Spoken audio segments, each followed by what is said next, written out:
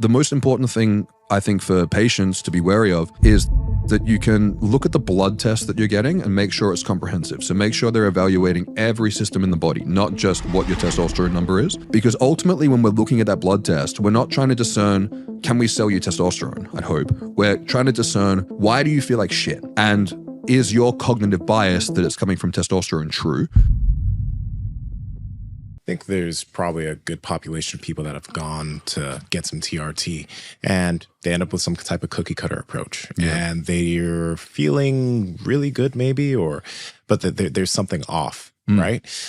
So I know you've probably dealt with a lot of that and you've probably fixed a lot of guys in those situations. How does somebody know if they need to reevaluate what they've been doing with whatever company they've been doing it with? Yeah, unfortunately, that's a very good question because it's something that comes up a lot. I wish it didn't. What I was saying before we started was, what I was saying to Mark was that from a business standpoint, it is much more profitable to have 100 guys on 3 medications than 300 guys on 1 medication in terms of less efforts, less overheads, less dealing with, more potential interactions and so on and so forth. So the more medications a clinic can prescribe to an individual patient, the leaner their model is going to be.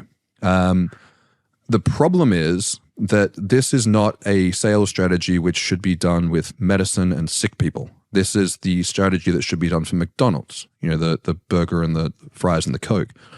So I understand how this happens because a lot of clinics open to make money. They see an opportunity in the market. They want to profit. They're not really primarily interested in helping people. It's a real shame. And it seems to be much more of an issue over here in the States. When I landed in Vegas last year for the Olympia, there was an ad for TRT on the radio, which blew my mind. I was like, how is this a thing? And then the guy who was driving my Uber, he's like, yeah, I'm on TRT. And I was like, in Australia, there's 6 clinics in the whole country. I think there were more TRT clinics in a 10-mile radius of my friend Ali Gilbert's house where I was staying than the entire country of Australia and all of Europe combined. Wow. So yeah, it was a big wake-up call because when I went and spoke at the Olympia, it was almost mind-blowing to some people in the audience talking about, microdosing testosterone injections, doing it more frequently, questioning the use of things like HCG and aromatase inhibitors and stuff that I thought was kind of rudimentary from a few years ago turns out to be, quite important for people to understand, which kind of blew my mind in terms of how big this industry is and how far behind it is at the same time. So the cookie cutter protocols are kind of scary. And what they'll be is that a clinic will just have a set testosterone dose they start people on, and then the fries and the Coke, which is generally the HCG and the anastrozole. And this is something that guys need to be wary of because every TRT protocol needs to be individualized. And I will say that there are definitely templates though. If you take 100 guys and start them all on TRT, you'll find that chunks of them are on the same protocols because they have a lot of things in common. And when a clinic starts a TRT protocol, it's a process of we're throwing a dart at the dartboard and we're trying to hit the ring around the bullseye. If we hit the bullseye in the process, great. But the process of refinement is you get a blood test done and then you move it closer to the center and then closer to the center again and so on. So there's some templatized things that pop up in TRT, but it has to be an individual approach. And the most important thing, I think, for patients to be wary of is that you can basically look at the blood test that you're getting and make sure it's comprehensive. So make sure they're evaluating every system in the body, not just what your testosterone number is. Because ultimately, when we're looking at that blood test, we're not trying to discern, can we sell you testosterone? I hope. We're trying to discern, why do you feel like shit? And is your cognitive bias that it's coming from testosterone true? And if it is, can we find that there's something else in the body going on that we can fix and resolve to prevent you needing this treatment? That's what a TRT onboarding process should look like. Problem is that sometimes that's not profitable. It doesn't end in a sale and it takes a while. So good clinics will operate that way. And quick side note, I've got a free TRT FAQ on my website. If people open my website, advancedfundamentalhealth.com, download it. At the back on the last page, I've got all my recommended providers for every country, and people can check them out. You guys will probably recognize most of the clinics on there as well. So it's very important to find someone who is going to give you the personalized treatment that you need. Otherwise, you could end up worse off than before you started. If you've just started TRT, it is completely normal to feel overwhelmed and confused. There's a lot of new territory to cover, and there is a lot of conflicting information. I wrote TRT 101 so that you can have everything that you need to know in an instruction manual in one place that you can refer back to, that you can have all the questions answered before they even come up. TRT 101 is my best practice approach for TRT from start to finish, and it contains everything that you need to avoid all the challenges and pitfalls that I've seen come up in my clients over the last 5 years. You can check it out via the link below. When Andrew came to Silverback, because he presented as well, he was kind enough to take the time to watch my speech. And when he invited me on this podcast, he said, you have to bring the slides. So I brought the slides. So this is take us through, yeah. Yeah. So if people want the full speech, you can just search Dave Lee Silverback 2024. It's on, the whole thing's on YouTube. But basically, I'm very interested in the behavioral psychology effects of hormones, both in terms of high testosterone and low testosterone. And I think a good place to start is if we have a look at the graph here. On the vertical axis, we've got the difficulty of life, and then on the horizontal axis, we've got age. So if we go to the next one, this, unless you have a particularly traumatic childhood and things are horrible, but for most people, life should go like this, which is that it's pretty cruisy when you're young. You know, things start to get difficult as you hit adolescence. Life kind of, you know, peaks in difficulty when you get to like 30s, 40s, 50s, depending on your trajectory, because you're trying to develop mastery of something, whether it's mastery of a skill, mastery of self. And then, you know, you develop that skill, you build the castle, you sit on top of the house, and, you know, things get a bit easier as you go on. That's how things, I would hope, look for most people. So if we go to the next one, these are your healthy testosterone levels. So you make none when you're very young, and then you hit puberty and it goes up like a freight train. Your testicles get that signal for the first time and the world changes. And then it very gradually drops off as you get older. So if we go to the next one there, if we plot these two things together, you can see that gap. That's where basically testosterone is buffering towards the challenges of life. So as your levels start to go down, they go down as life gets easier. So this is a pretty good scenario.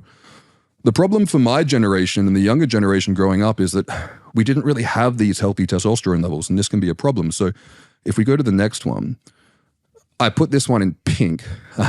So if we look at unhealthy testosterone levels versus healthy testosterone levels, the timeline is the same, right? You still hit puberty at roughly the same time, but you can see one peaks much higher and one peaks much lower, but it follows the same trajectory. So you still get your testosterone peak at the end of puberty. It just peaks significantly lower than it did before. And one thing that was very interesting for me, when I went to my 10-year high school reunion in 2019, it's quite a big all-boys school. So they take like a big photo of all the year 12s who are graduating at the time. And when I compared the 2019 graduates, my year, which was 2009, versus 1999 and 1989, we're looking at 17-year-olds a decade apart. And if you had a fight with the 1989 guys versus the 2019 guys, it would not have even been close. It was like looking at full-grown adults versus children. You know, I got to find something. Yes, I agree. And we all know what's true. I mean, if you look out in the street, you can see it. So if we go to the next one here, this is the scenario that my generation is dealing with, is that gap between the testosterone levels and the challenge of life is a lot smaller, and you spend a lot more time with the challenge of life being overwhelming relative to the testosterone levels. And testosterone doesn't make life free or easy. It's not like winning the lottery, but it buffers the stress and it gives you the skill set to be able to handle challenge, push outside your comfort zone, and ultimately overcome. So if we just go to the next one where I've kind of plumped them all together, you can see there's a pretty drastic difference in that gap. Right. And if we just transition to the next one there, I've kind of said, you know, these are the good times. And then on the next one, bad times. And then if we go to the final slide, we can see that the amount of time that we're in that buffered state is a lot smaller. And then this is the problem, is that guys are getting to 35 and 40 years old and they haven't mastered anything because they've been so stressed and overwhelmed and avoidant their whole life that the trajectory of where they've ended up has been really depressing and disappointing. And then they end up feeling guilty because they think it's because they were lazy. So I think it can be really psychologically quite challenging for people. But ultimately, the proof is in the pudding in terms of guys are getting to this point where they're getting to 35, 40, 45, and they're not proud of what they've built.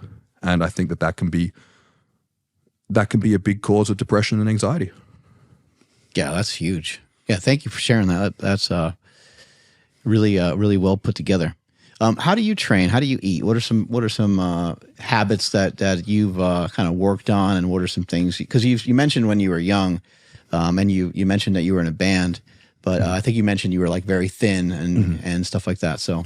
Yeah, I got into exercise because I wanted to look good on stage, but also mainly because I was singing and I was getting out of breath. So I had to learn how to improve my cardiovascular system. That's something you never think about. But whenever I see a performance, I'm always like, how is this guy, he's playing the guitar too, and he's like running around the stage. You're like, how the hell he's doing all this? Well, I was doing the screaming vocals. So like that's basically like using your lungs as bagpipes. And yeah, I got into swimming and high intensity interval training on the elliptical and the rowing machine. And that did wonders for me. Oh, and Tabatas as well. Tabatas were great. Smart thing to do, especially swimming. Yeah, absolutely. So that was all well and good. And then I decided I wanted to get huge like everyone else does. And I just benched because the guy who I was training with, an absolutely lovely guy, he was a friend from school, but he was a rower. So he always wanted to train chest because his back was like a Christmas tree. So I was benching 100 kilos before I even learned how to squat. And I was, squatting 3 plates before I learned how to stretch.